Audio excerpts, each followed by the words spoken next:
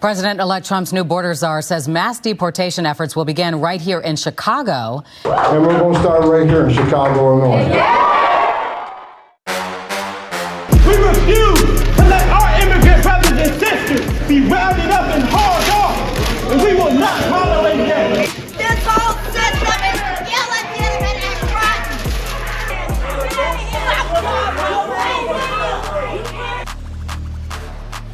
There are two countries.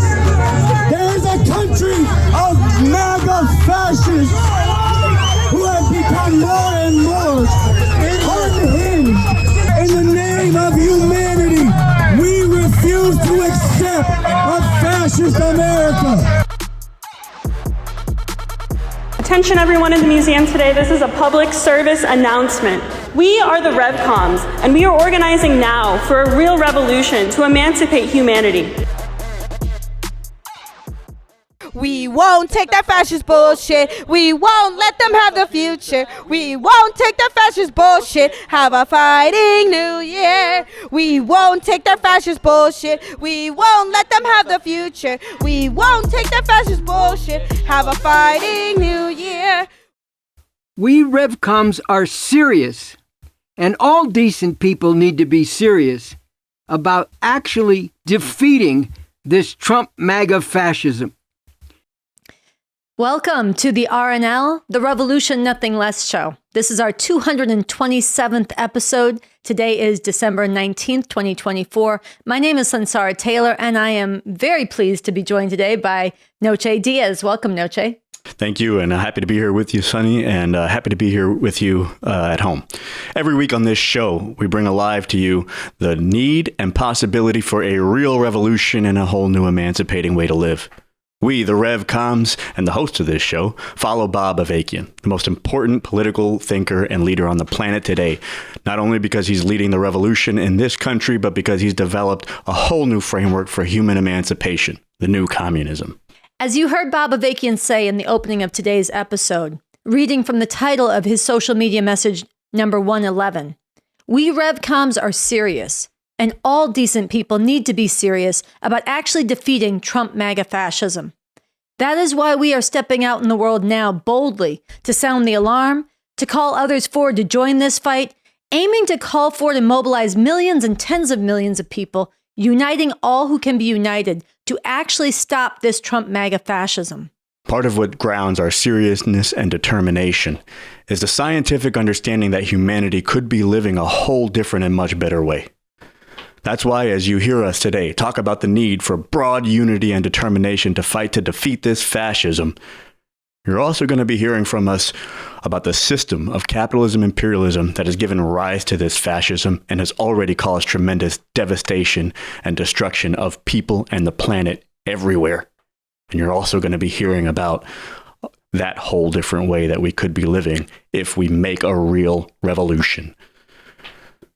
So that's why we're going to feature today a lot of the work of Bob Avakian, the revolutionary leader, because what he is leading is something that is aiming at not just fighting against the atrocities of the day or of the time, but of getting humanity to a whole different world where we have finally awakened from the long nightmare of division of society into masters and slaves, oppressors and oppressed, exploiters and exploited.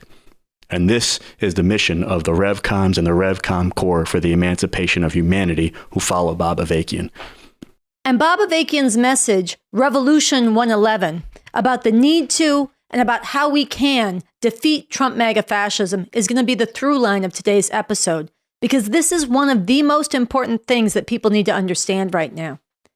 Just think about what Trump has promised, what he is already moving forward to do. Deploy the military to carry out the most aggressive and massive roundups and detentions of millions and millions of immigrants starting day one of his presidency. Think of the human cost of this, the lives and the families torn apart. But also think about the economic shocks and disruptions to society and the system that this will bring. Think about Trump's cabinet picks, climate deniers in charge of the environment, science deniers in charge of healthcare, racist history deniers in charge of education, Christian fascist crusaders, people who champion convicted war criminals and deny that Palestinians even exist, in charge of the military and foreign policy. Think about Trump's fascist Supreme Court, who've already overturned abortion rights and already told Trump that he is above the law. This court that is poised to do even worse. No one will be unaffected by what is coming. And so look, capitalism, imperialism, as Noche said, is always a nightmare for humanity. And Biden is a bloodthirsty war criminal and mass incarcerator. But fascism is a qualitative change in the form of rule that eliminates even the pretense of basic rights of the people. It unleashes state and mob terror against those it deems enemies.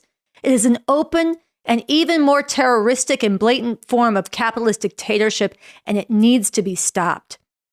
So with this in mind, we want to go now to Bob Avakian's message, Revolution 111, and play a large portion of how he opens this message. The answer to this cannot be and must not become an attempt to hide from what is coming, or to somehow just get through this fascism, or even just individual expressions of outrage about this fascism.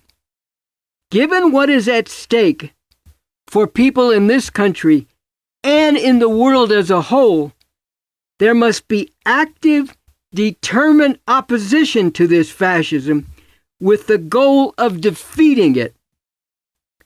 As I have said before, this is not a time for demoralization and despair.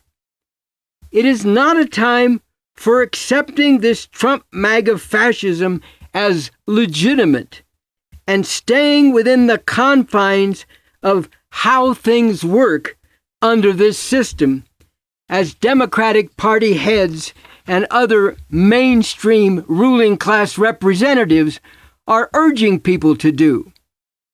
It is not a time for turning inward and attempting to take care of self, as the juggernaut of Trump MAGA fascism gains momentum and crushes masses of people.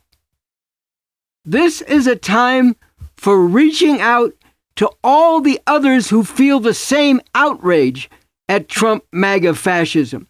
A time for collective action and self-sacrificing struggle for the greater good of defeating this fascism. So what does defeating this fascism actually mean? How can this actually happen? It means building and mobilizing a truly broad and determined mass movement, uniting all who can be united in rapidly and continually growing numbers all over the country, aiming to become so massive and powerful that it creates a profound political crisis such that Trump cannot govern the country and implement his fascist program. There are literally tens of millions of people who viscerally hate what is represented by this Trump MAGA fascism. Think of the massive outpouring of outrage that was called forth by the cold-blooded murder of George Floyd in 2020, and the way that at the time it changed the whole political situation in the country. This shows the potential for people to be rapidly mobilized on an even greater scale in sustained, determined opposition to Trump MAGA fascism, with the goal of actually defeating this fascism, as I have spoken to this here. Pause. Hold it right there. Let's actually think about what Bob Avakian is saying and what he's leading us to look at. He's talking about what is really needed right now, and then is asking us to think about and look at what happened in 2020. For most people watching, and most of the people you'll talk to, all of that's a blur.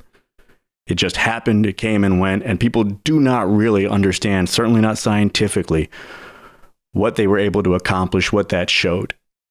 And he's getting you to think about the whole way the political situation in this country changed. And let's remember, most of the people who came out in the millions weren't really doing that right before George Floyd was murdered. And they didn't all just come out of nowhere right away. This has been a defining feature of this country forever, the oppression of black people. And there are tens of millions of people who do hate and oppose this, but most of the time they're not doing anything about it. They're just thinking about themselves or something else. But something happened when George Floyd was murdered, together with the fact that a few people who were very daring, bold, determined, and brave acted and said, no, this has to stop. And it lit a flame in people all over the country and all over the world. And millions came out and manifested their determined opposition to the ongoing terror and murder of black people in this country. It didn't go all the way to a revolution to put an end to this system, but it changed everything about how everyone has to look at and see what is going on. And people don't understand the effect they had. And this is important, not just to look back at what was good about that, but when Bob Avakian talks about what's needed now in terms of the collective action and serious self-sacrificing struggle with the aim of defeating this fascism, he's not just hyping us up or getting us to think about raging against the dying of the light. He's talking about something that could actually make a decisive difference and contribution to unlocking the potential to mobilize those millions to actually do that.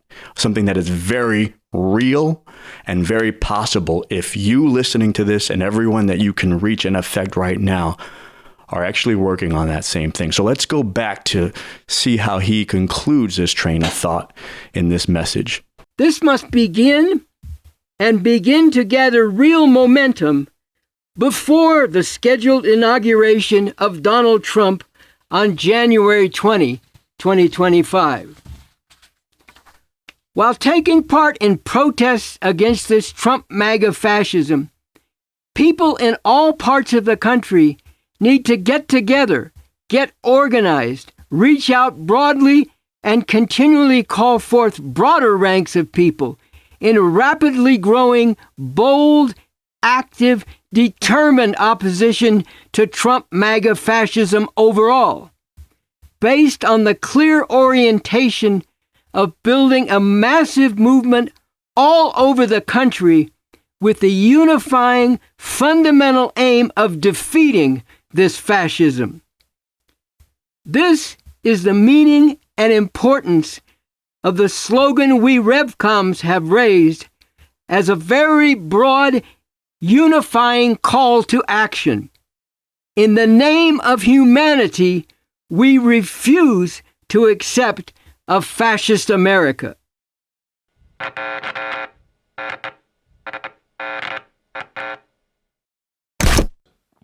All right, so we just heard from Bob Avakian stressing the importance of mobilizing people in growing numbers to stand up against this Trump MAGA fascism, and that momentum towards bringing forward the millions of decent people in this country from many different perspectives, uniting around the slogan and demand, in the name of humanity, we refuse to accept a fascist America, that this momentum needs to begin now, before the inauguration of Trump, and build from there. So in that light, we are very excited to have with us today two members of the Revcom Corps for the Emancipation of Humanity from Chicago. Leo Lapis, welcome to the Revolution Nothing Less show. Thank you. Good to be here. Okay, so listen, you guys recently did something very brave and important in the Chicago City Council meeting. My understanding is that this was in the wake of a visit to Chicago of Trump's appointed immigration czar, Tom Homan. Who is Tom Homan? What did he say? And why did you feel it was so important to stand up in the wake of his visit to Chicago and plant a different pole? Yeah, of course. So as you said, Tom Homan, right? He is Donald Trump's so-called and appointed border czar. He is tasked with the largest mass deportation initiative in the history of this country. For those of you who don't know, in the last Trump administration, Tom Homan was the architect behind the separation of children, putting them in cages, and it's why he's earned the title from us. Tom puts kids in cages, Homan. And, you know, he was here in Chicago on Monday at a holiday party hosted by different fascist reactionary organizations. A few of these so-called alternative aldermen were there cheering him on as he made threats and made clear that Chicago is going to be ground zero for Trump's mass deportation initiative. And having, the audacity, right, to threaten anybody who gets in their way, whether it's masses, whether it's city officials.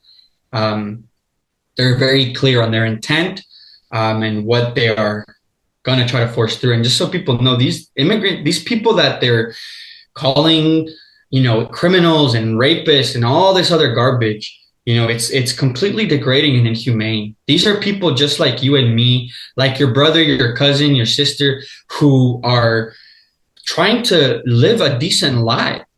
And they're forced to come here, right? Forced to risk their lives over thousands of miles with little food, little water, rape along the way, gangs robbing them. It's horrendous, right? Wild animals, what they have to go through. And then to come here and have some asshole fascist threaten them with deportation and mass violence, this is just completely unacceptable. And we could not go along with the silence that came after this visit. What I'd like to do is play just some of the footage of what you guys did at this city council meeting. My understanding is that this was a particularly important Chicago City Council meeting with a lot of press attention, a lot of attendance.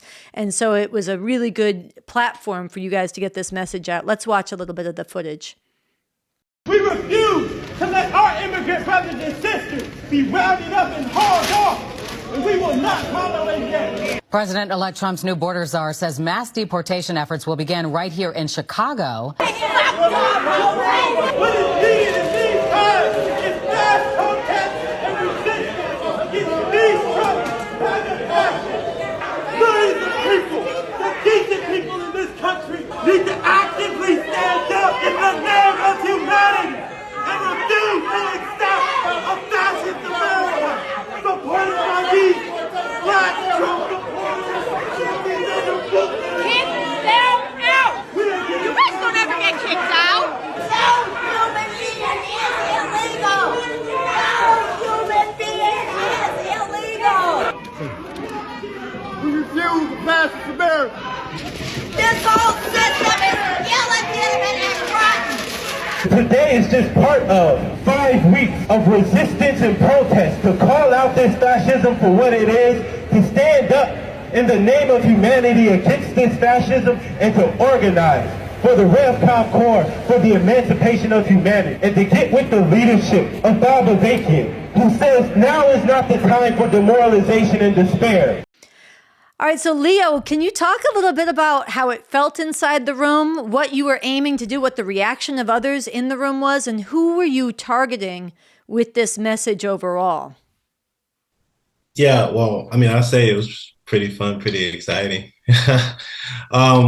Look, especially in these times when, look, like Lapis was saying earlier, there was a void, a vacuum after Holman came and made these threats on the city officials and our immigrant brothers and sisters here for this to be ground zero. There was a void. Nobody came out and protested. Nobody said anything. Nobody took up opposition to this. And we had to step into this mix and say, no, we will not stand idly by, while this fascist regime just rolls on and rolls over people, literally crushing lives and spirits. So, a number of the people there were actually pretty galvanized by us standing up and disrupting the city council meeting and displaying these paper banners, as people were like immediately like seized on by the security there. But, that didn't deter us from actually getting out this message to all of the decent people there and all of the decent people that can and should, will be reached through, the media coverage from the local news footage that we've been, My understanding is people in the room, some of them started joining your chants too. Is that correct? Yeah. people started joining in the chants, in the name of humanity, we refuse to accept a fascist America. No human being is illegal. And we demand a whole new way to live in a fundamentally different system. This was actually very, very polarizing to the people there, in the face of, all of these Black Trump MAGA fascists who were there at the city council meeting, spewing all of the same, shit that Trump and these other fascists do. There was no difference, between what they were saying and what you hear from, these like top ruling class MAGA fascists, especially like celebrating Holman. Yeah, I want to come back to that in just a moment. I think that's really important. Lapis, do you want to add anything? Because I think in some ways this city council meeting was like a microcosm of the broader society, and some of the cheering and the chanting that you got from the decent people inside the room is a sense of what we need to be galvanizing through society as a whole. Do you want to speak to some of who you were aiming to in that sense? Look, we're out to reach millions and millions and tens of millions of people. That's who this was for, and that's who we're trying to reach. This wasn't just a symbolic, go fuck yourself. No, we're putting ourselves on the line to say we will not accept this fascism. And we are out to like model for people exactly what needs to be going on and the sort of spirit and defiance that needs to be going on in this time. And so, yeah, like you said, there was a polarization in the room. These MAGA fascists, the Black MAGA fascists, a lot of them spewing all their hatred. The room was silent. No aldermen, no like city officials, even the masses of people. You could just hear them murmuring, oh, this is bullshit. Nobody taking this on. But as soon as the Revcoms went in there, firm, with conviction, on a mission to get out this message, right, to make a stand and call on others. This is a battle cry to come out of the shadows. Those of you who are not demoralized, those of you who want to fight, there's a place for you to go. In the name of humanity, we refuse to accept this fascist America. And within that, there were people in the crowd. Once we got going, they were excited. The room was repolarized. They were cheering. They were chanting along with us. They were booing the fascists. And of course, these Trumpers were going nuts. And you could see the city officials sort of like shitting their pants a little bit. Leo, I wanted to ask you one further thing. You mentioned it was a hardcore of Black MAGA fascists speaking against the immigrants for Homan in the city council meeting. And this is a real problem. And I think it takes on heightened significance that the group of you who stood up to this, who called this out, was a diverse group of people, but including Black people, yourself and others who are part of this. Do you want to speak to the significance of that dimension in particular and the role of Black people in the struggle against this fascism, but also for revolution? Look, Black people have and need to play a crucial role in inspiring and bringing forward other people into the streets, especially in these times, look, these next few weeks going into, this Trump inauguration and beyond, we're talking about repolarizing society for revolution and the role and responsibility that Black people have in that, to inspire and to lift other people's sights as they're lifting their own sights, how encouraging and inspiring that's been for masses of people here and around the world. As BA puts it very clear in his social media dispatch 91, there needs to be a profound fight for the soul of Black people. A defeated people are revolutionary people.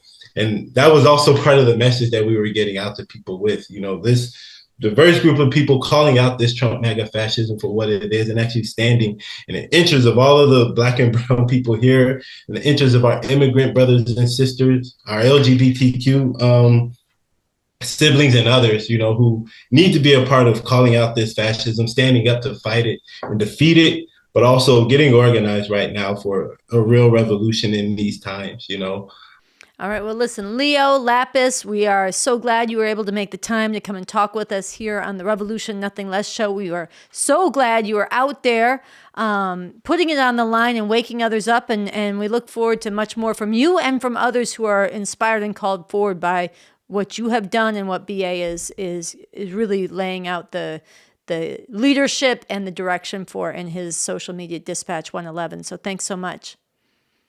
Yeah, of course. Just have the viewers stay on the line because much more is coming. All right.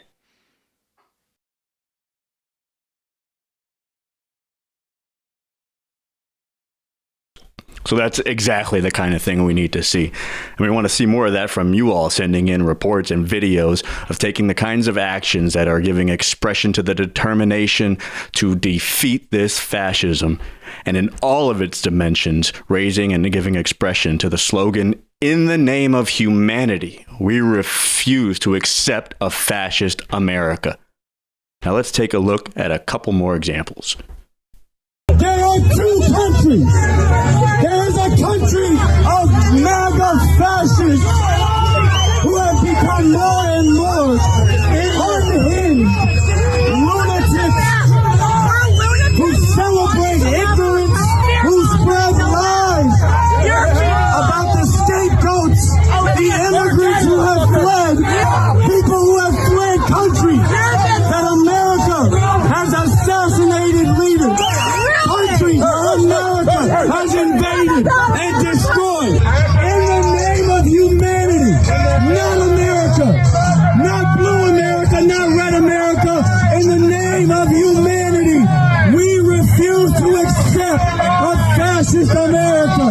And we need and we demand a whole new way to live, a fundamentally different system. We and you need to be part of defending the people whose rights and lives are coming under attack by these fascist thugs in and out of government. We call on you to become part of the Revcom Corps for the emancipation of humanity. God damn you fascist MAGA nuts, there's nothing in your brains except for racist, sexist hate and ranting's quite insane. We'll fight you and defeat you and put your lies to shame. Oh, fascism, we must resist, must resist. Oh, fascism, we must resist, must resist. All right, so now we want to return to and play the final portion of Bob Avakian's message, Revolution 111, from @Bob Avakian Official. And this is driving home the theme of we are serious, and all decent people need to be serious about defeating Trump MAGA fascism. Let's listen. Here, let me speak directly to something that may be on some people's minds, something that is almost certain to be raised by some people looking for some reason or excuse not to rise to the challenge of defeating this fascism. I am not calling for a mass movement to defeat Trump MAGA fascism as some kind of gimmick, whose aim is not really to defeat this fascism, but is to somehow trick people into supporting a revolution to overthrow the whole system. One of the most fundamental principles of the new communism I have developed is the need to consistently approach things in a serious, scientific way. And this means being open and honest about what our objectives are. As I said at the beginning, we Revcoms, revolutionary communists based on the new communism, are serious about defeating this fascism, because this fascism represents a very real horror, not only for the people in this country, but for people throughout the world. At the same time, as I have repeatedly emphasized, this fascism has been brought forth by, has grown out of the very soil of, the system of capitalism, imperialism, and its development through the history of this country. By its very nature, this system has continually brought forth horror after horror, and only an actual revolution can open the way to finally ending the terrible atrocity and needless suffering constantly caused by this system. We Revcoms will continue to work urgently to win people in the thousands and then millions to see the need and to act on the need for revolution. If it turned out that a massive movement actually succeeded in defeating Trump MAGA fascism without that involving the revolutionary overthrow of the whole system of capitalism imperialism, then we would certainly not somehow be disappointed. We would recognize the great importance of this victory for the cause of humanity.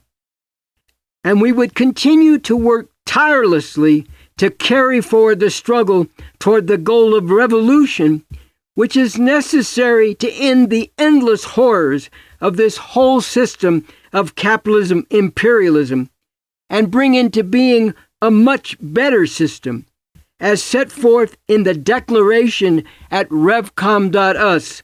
We need and we demand a whole new way to live, a fundamentally different system.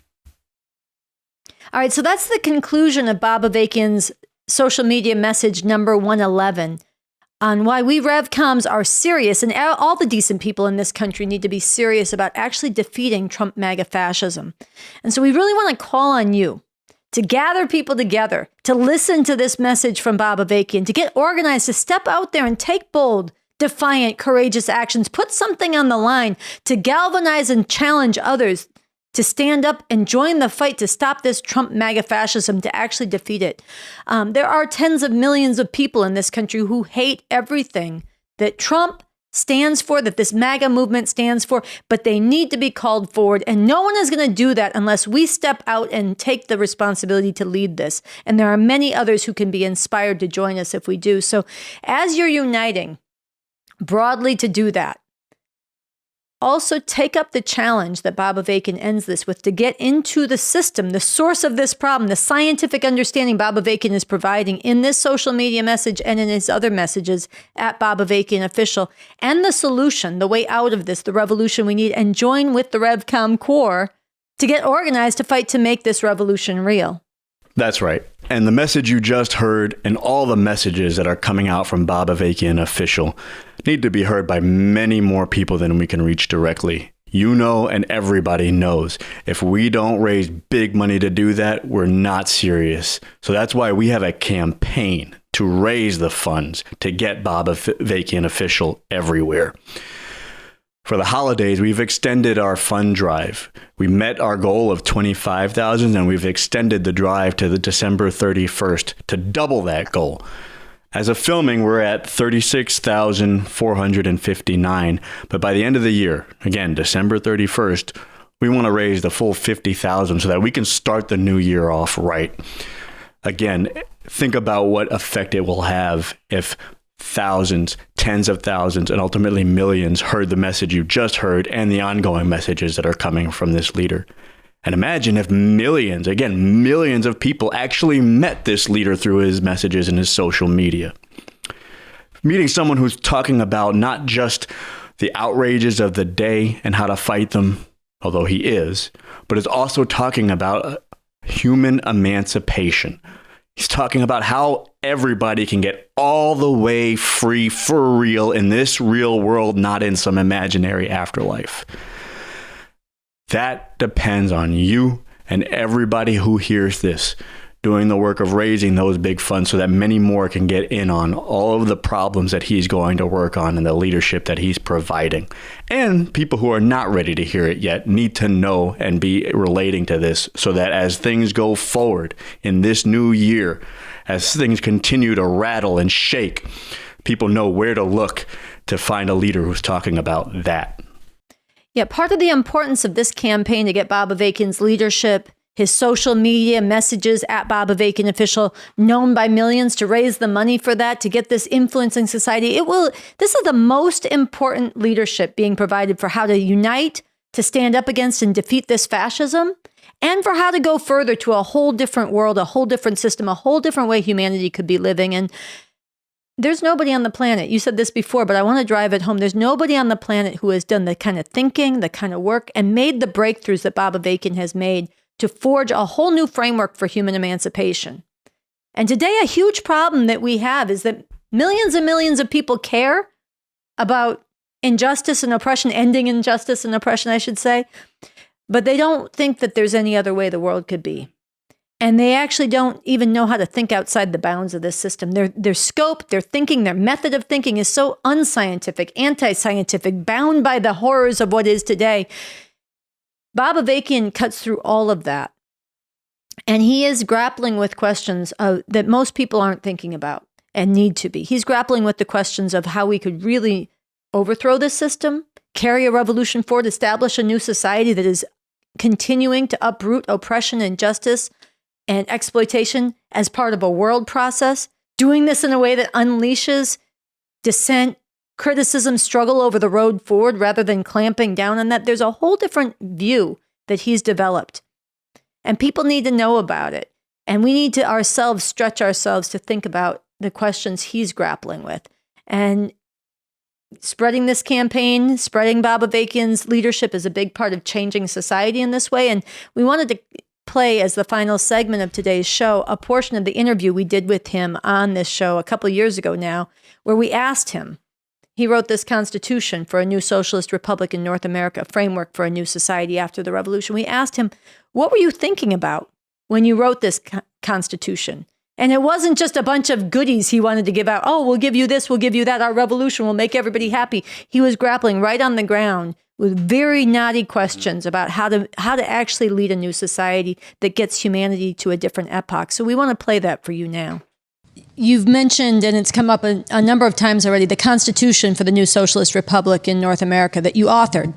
And we wanted to ask, first of all, it's an amazing document, and there's never been anything like this before, especially at all, but especially before the seizure of power. Why did you feel it was important to write it? And is there anything that you had in mind, any particular problems or questions you had in mind when you were writing it that you would suggest for people who are newly reading it that they also think about as they're reading it, or people returning to it? Well, I just did it because I didn't have anything else to do. No, I mean, look, there's a need for people to have a clear sense, a concrete sense, as well as a lofty vision of what it is we're aiming for. Sometimes the critics say, oh, you're always complaining about what you don't like. You don't like this, you don't like that, you don't like it, but you never can say what you're for. Well, here it is concretized what we're for. I mean, first of all, even before this Constitution was written, we were very clear what we were for in broad strokes and in basic terms. But I felt there was a need, coming off of summing up a lot of experience of previous, socialist society in China and the Soviet Union before it, before, the revolutions there were overturned and capitalism was restored in the Soviet Union in the 1950s and in China in the 1970s. In summing up this, I felt there was a need to make another leap in terms of what's, we're talking about socialist state power. What socialist state power and the socialist society that it was, bringing the basis for and reinforcing, what should that society actually look like and as living a way as possible so that people could get a concrete sense, and also so we'd have a guideline. What do you do after you make a revolution? What do you do on day one, people often raise? Well, this is look, in the actual event of a successful revolution, there'll be a lot of new questions that'll get thrown up. Some things may turn out to be different than the way they're, in some particulars of that Constitution. But it does lay out the basic principles and a lot of very concrete guidelines and institutional, procedures and institutional organizations that could actually guide people on how to begin the day after seizing power, so to speak, and actually transforming society in a way that would be emancipating. So that was, why I recognized the need for that.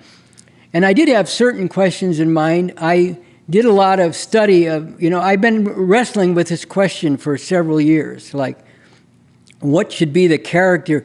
We can learn from China, we can learn from the Soviet Union, but we can also see certain shortcomings.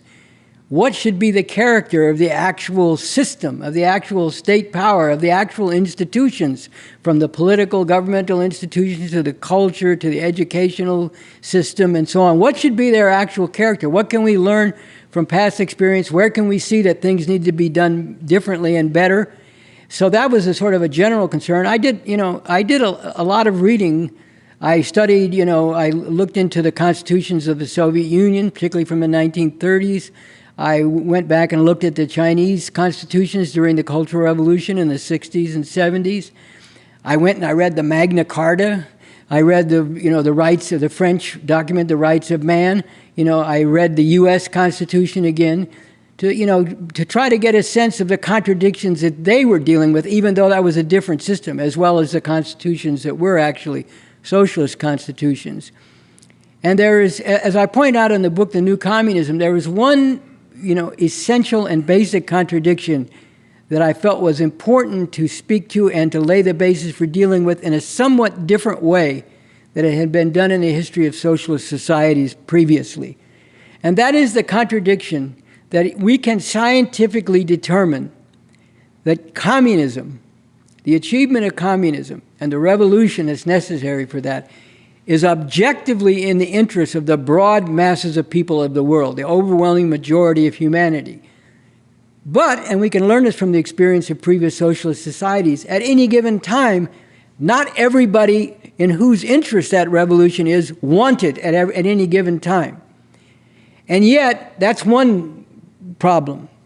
And yet at the same time, it would be absolutely criminal to make a revolution and then hand power back to the people you just overthrew and let them subject the masses of people to all the horrors that you just made a revolution to do away with. And besides that sort of obvious thing, there's also the question that, at a given point, what if a significant section of the masses has become, disoriented, has felt that the revolution is not really doing what they wanted to do and so on, and they're sort of open to being persuaded, in some subtle or even overt ways to go back to the old system. And then you have the problem, okay, it took us however many decades to actually overthrow the system. Now we're going to just let people, take us back to the old system, and we have to start all over again. No. So how do you handle this contradiction that this is in the objective interest of the masses of people, but not all of them want it at any given time? Well, you cannot handle this correctly, and it's not going to lead to a good result if you, in effect, put guns in the backs of the masses and try to force march them to communism because, quote unquote, it's in your interests. So what this Constitution is doing is providing the institutionalized means where, yes, if, say, 90% of the people wanted to go back to capitalism, they could, through the institutions of this system and its electoral processes, actually effect that.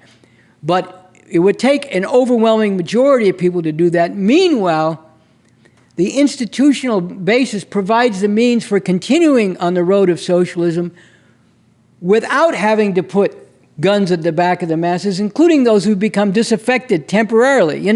It's like a hangover. Masses of people get swayed. We want to go back to capitalism.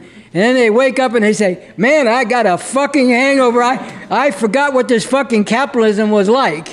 What the fuck was I thinking of, So this is a way of not having that determine things.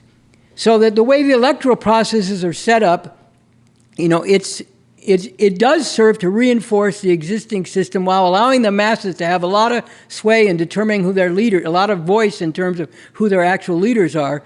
And it even allows for the possibility that people could vote to go back to capitalism if there were an overwhelming majority. But it provides the institutional means so that people don't suffer from that kind of hangover. So that, but on the other hand, you're not force marching them to communism with guns at their back. So they, some of these anarchists and others say, well, this is all a sham. You, to use the old saying, you giveth with one hand and taketh away with the other. You pretend, you let the people vote, but you stack the voting so it goes the way you want it to. Well, yes. I mean, the point is that there is no, as long as you have a society divided into different classes, into, oppressive social relations that you're still striving to overcome, there is no such thing as pure democracy. They always talk about free and fair elections. They called the election in Iraq when they were occupying the country with their own military a free and fair election. But even when don't have guns at your back, or the police aren't coming your door and dragging you out and telling you how to vote, you're being influenced by all the institutions of society and by the underlying operation of the economic system and the prevailing social relations. You're being influenced that the only reasonable thing to do is to vote to reinforce the system. That's what happens under capitalism when people go vote. It even gets to ridiculous dimensions. I saw, Bill Maher, I saw him on TV, I was going to say that asshole, but, he has one or two points, but he's mainly just really, having a bad influence.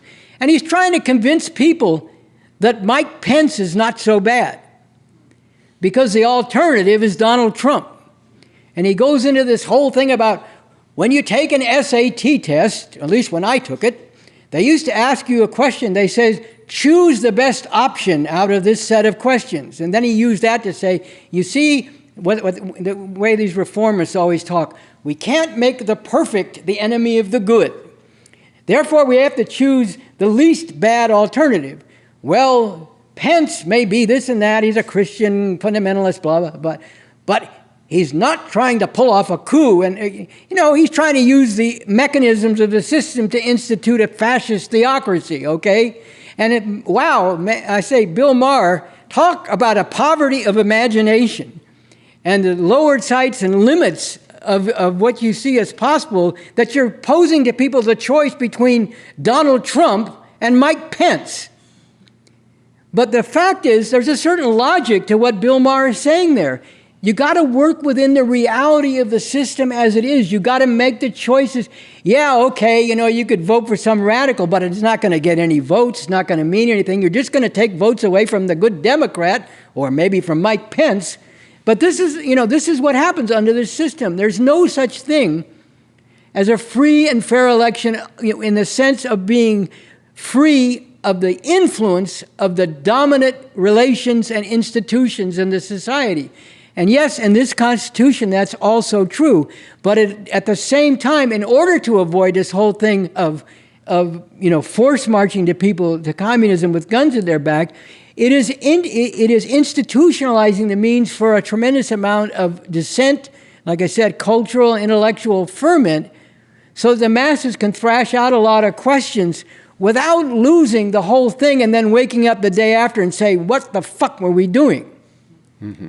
Because, think of everything, all the reasons why people tell us this revolution will never happen. Are they pointing at nothing real? Of course not. They're pointing at very real things.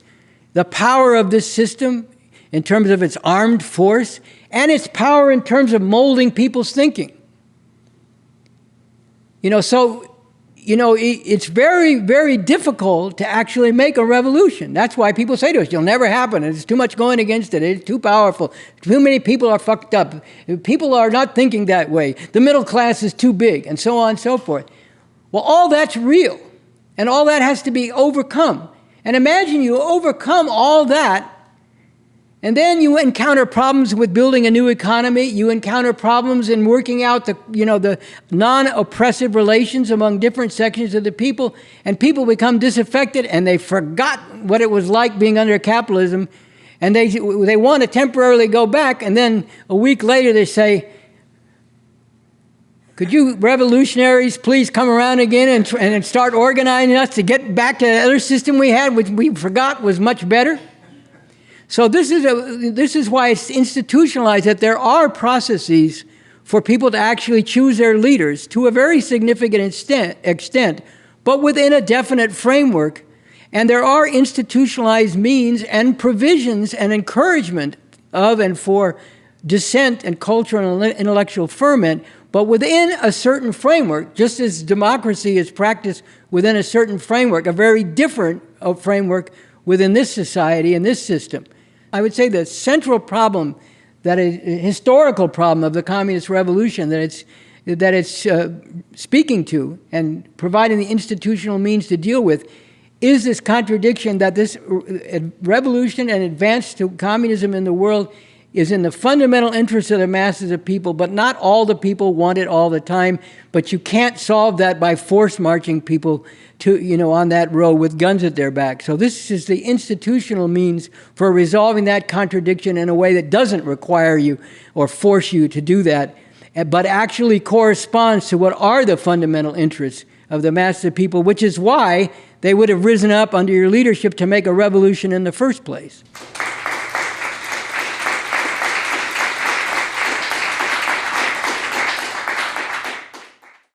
All right, so we encourage you to watch the full interviews with Bob Avakian here on our channel. They were 3, they were extensive, they were heartfelt, they were hardcore for real revolution, and they bring you into getting to know Bob Avakian, this really extraordinary revolutionary leader who's had the longevity of fighting for the emancipation of humanity, being serious about revolution for decades, and has done the work to advance humanity's understanding of how we can get free. And you get a taste of it there. You get to know him. You get to feel quite a bit introduced to the science and the art and the beauty of this revolution he's fighting for through the full interview. So we're about to close the show. We have 2 little things we want to share. Important things, short but important. I wanted to, in line with the campaign to raise money to get Bob Avakian's leadership known throughout society, I wanted to share a message that was sent to revcom.us and encourage you to go to the website revcom.us and read some of the other messages there, the materials for this fundraising campaign that you can use to spread Bob Avakian's leadership and raise money. This is from somebody in Akron, Ohio. They wrote in, "On the 5-year anniversary of my husband's murder at the hands of Akron, Ohio police, I chose to donate and help raise funds to get Bob Avakian Official to millions of people. Together with my Cleveland Revcom family, we collected $420 through a Facebook Marketplace rummage sale. I don't live close to any of the other Revcoms, so this was a great way for me to contribute my time and goods to the cause when I may not have been able to do so otherwise. So far, I have also gotten 2 new $5 donors and 2 more potential donors to contribute to our national goal. Through listening to and discussing the messages from Bob Avakian, I have come to realize that there are other options out there. We do not have to live like this. There is hope somewhere out there. My hope is for a fundamentally different system where I can attain true justice for my husband, Mohammed Isafan, for his brutal murder and the hope of ending police murder nationally. I encourage you to donate in any way you can today. The time is now. Justice for Mohammed." And I have to say, I find this message very moving. This woman, on the 5-year anniversary of the loss of her husband, in one of the most cruel and brutal ways that concentrates such the criminality of this system, there is nothing more meaningful she could have done and cause she could have contributed to than getting Bob Avakian's leadership known to millions, to get to a world where that goes on no more. So I want to challenge any of you watching to find similar creative ways to raise money for this campaign. The other short thing we have to close off today's episode is a teaser and a preview for next week, where we're going to be featuring more extensively. There was a beautiful program at Revolution Books to raise funds for the bookstore and for the Bob Avakian Official campaign. It was full of poetry, music. It was very uplifting, and people were heartened to come together for this holiday celebration. And at this program, Andy Z made some very important comments, and as a teaser, we're going to just clip a few minutes of that to close off today's show. So on behalf of myself, Sunsara Taylor, the whole Revolution Nothing Less show, we're going to see you next week, and let's hear Andy Z. We need and we demand a fundamentally different way to live, a fundamentally different system. This is possible. This is possible. But here's the thing, it's not possible without you.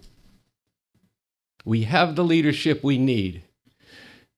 The actual leadership, the person of Bob Avakian, who's really, I just want to commend for people to watch these interviews that Sunsara Taylor and I did with Bob Avakian. Because what you see in these interviews is somebody with heart and soul for humanity, who understands to be that way for humanity, you have to be hardcore for revolution. And that's the challenge that I want to put to all of you. Is this not a time, as he said, for people to be demoralized and despondent and despairing and all this, looking in the mirror and feeling really bad? This is a time that has to be seized, and it can be, but that requires you. This is a time that requires determination. This is a time that requires courage. And we need the poems, and we need the songs, and we need the paintings that inspire us to that courage. But we need more than that. We need an understanding of how we could actually win, how we would create a new society. You know, if you experience oppression, if you feel, as they carried the young singers from Colombia, the babies, the symbols of the babies, you can feel that. And if you've experienced that, you know what that feels like. You know you can imagine what happens, but you don't know what caused it. For that, you need a scientific approach to understand reality. You could say, I want to be free.